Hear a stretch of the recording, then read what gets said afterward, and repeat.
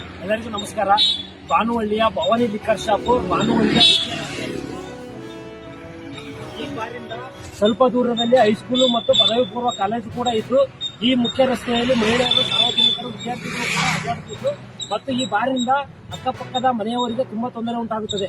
ಇದರ ಬಗ್ಗೆ ಬಾನುವಳ್ಳಿಯ ಗ್ರಾಮ ಪಂಚಾಯಿತಿಗೆ ಅರ್ಜಿ ಕೂಡ ನೀಡಿದ್ವಿ. ಬಾನುವಳ್ಳಿಯ ಗ್ರಾಮ ಪಂಚಾಯಿತಿಯ ಸಭೆಯಲ್ಲಿ ಗ್ರಾಮ ಪಂಚಾಯತ್ ಎಲ್ಲ ಸದಸ್ಯರು ಕೂಡ ಸಹಿ ಹಾಕಿ ರೆಗ್ಯುಲೇಷನ್ ಕೂಡ ಪಾಸ್ ಮಾಡಿದ್ದಾರೆ.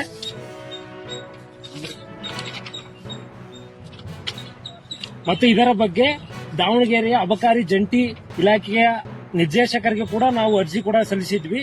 ಮತ್ತೆ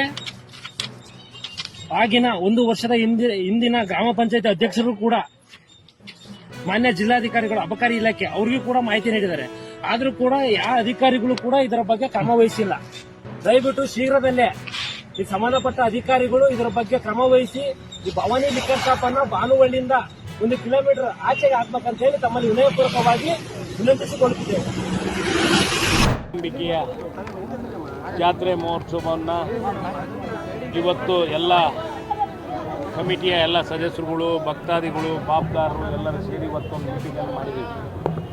ಏನು ನಮ್ಮ ಶಾಸ್ತ್ರಗಳ ಪ್ರಕಾರ ಪ್ರತಿ 3 ವರ್ಷಕ್ಕೊಂದ್ಸತಿ ಏನು ಜಾತ್ರೆ ನಡೆಯುತ್ತೆ, ಈ ಜಾತ್ರೆ ಭಾಳ ಒಂದು ವಿಜೃಂಭಣೆಯಿಂದ ಭಾಳ ಒಂದು ಉತ್ಸುಕರಾಗಿ ಎಲ್ಲ ನಮ್ಮ ದಾವಣಗೆರೆ ಜನತೆ ಇದ್ದಾರೆ.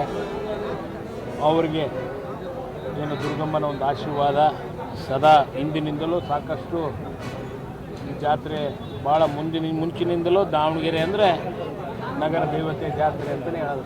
ನಗರ ದೇವತೆ ದುರ್ಗಾಂಬಿಕೆ. ಆ ನಿಟ್ಟಿನಲ್ಲಿ ಇವತ್ತು ಮುಂದಿನ ತಿಂಗಳು 24